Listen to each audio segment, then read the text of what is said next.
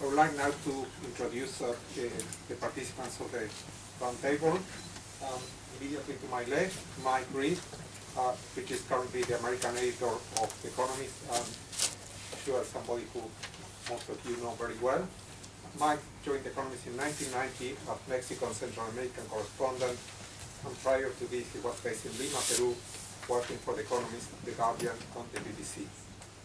On my right, Luca Giardini, who is lecturer in international relations and Latin American politics at the University of Bath, where he coordinates the Bath Latin American Network and co-directed the European Research Institute between 2007 and 2010. And he holds a PhD in international relations for the University of Cambridge. On the left is Alexis Yong.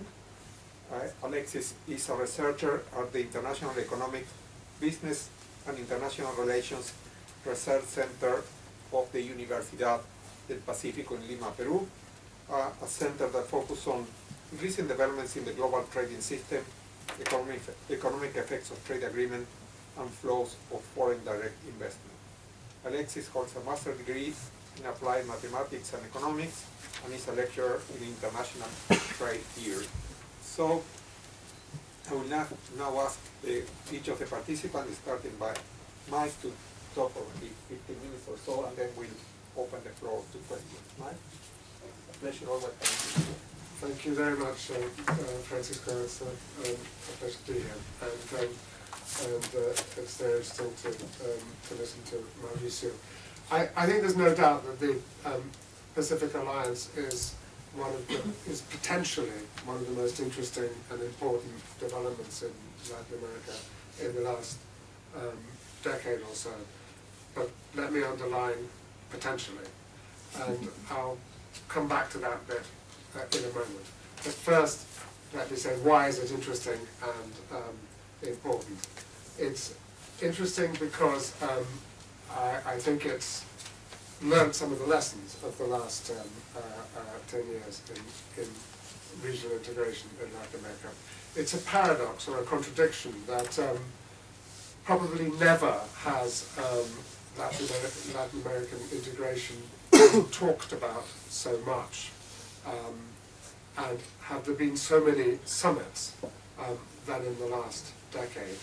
But actually, when it comes to economic integration, I think it's been something of a lost decade in Latin American integration. If you look at the numbers, the level of intra-regional trade in Latin America is much lower than it is in Europe or in Asia, in East Asia, or in North America. And if you look at Mercosur, which is the most worked, most advanced of the sub-regional integration schemes in some ways, the percentage of intra-Mercosur trade as a percentage of total trade is considerably lower now today than it was in the late 1990s. Now the Pacific Alliance, I think, represents a return to the ideas of the 1990s of open regionalism, when it was believed that an important complement to the trade opening that Latin America went through in that period would be precisely regional integration in order to achieve a bigger market and greater scale for producers, particularly producers of manufactured higher value added goods in the region. And in many ways that potential has been lost in the intervening period.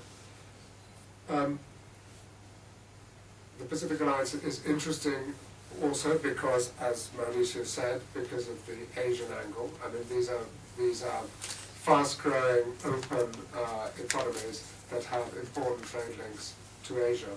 But all of them also have, free trade agreements with the United States, with the European Union, in several cases with China and with other Asian countries. So they have embraced the notion that development will come through openness to globalization. And with the role of government being to provide the necessary support to make globalization work for their countries. And there are also economies, as Mauricio has pointed out, that they're the fastest growing of the larger economies in the region.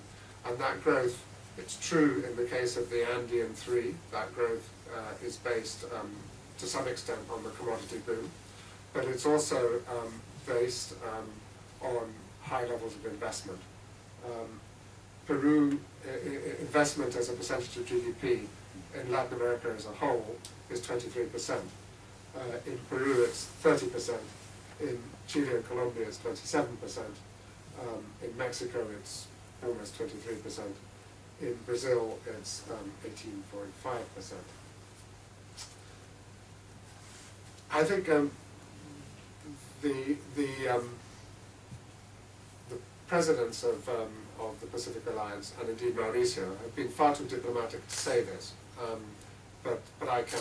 The other thing that's interesting about the Pacific Alliance is that it's not Mercosur and not ALBA. So it represents a very different kind of approach to regional integration. It's actually the approach that Mercosur had at the beginning, but in my view has rather moved away from.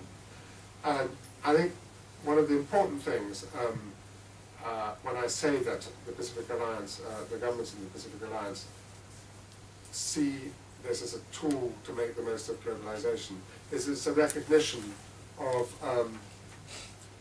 that much trade now, particularly in manufactured goods, is based on global value chains, and it involves a high degree of intra-firm trade or intra-industry trade.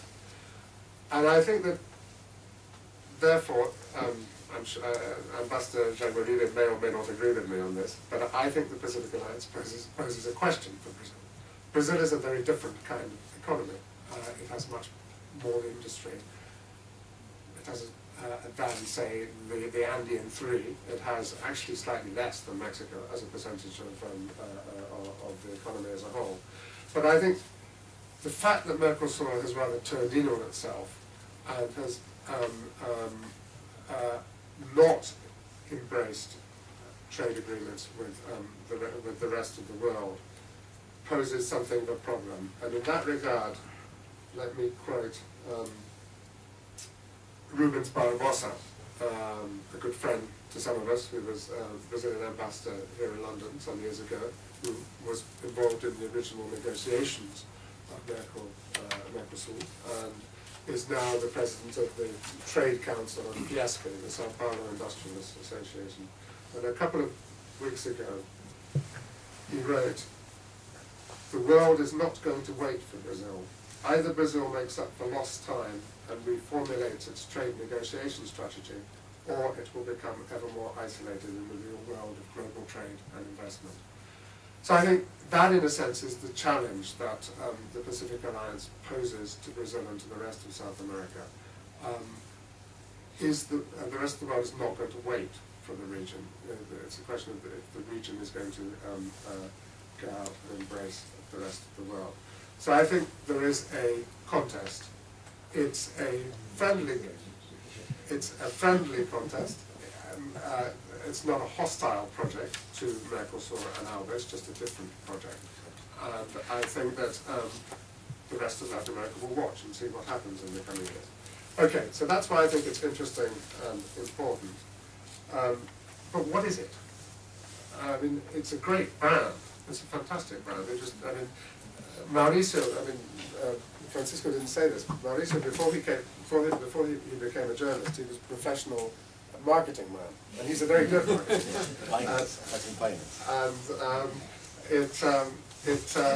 I think it's an exciting product. I mean, one can see some practical applications. You're opening joint trade offices in various countries around the world. There's scope for the bundling of exports to achieve volume, so that Peru and Chile, for example, are getting together to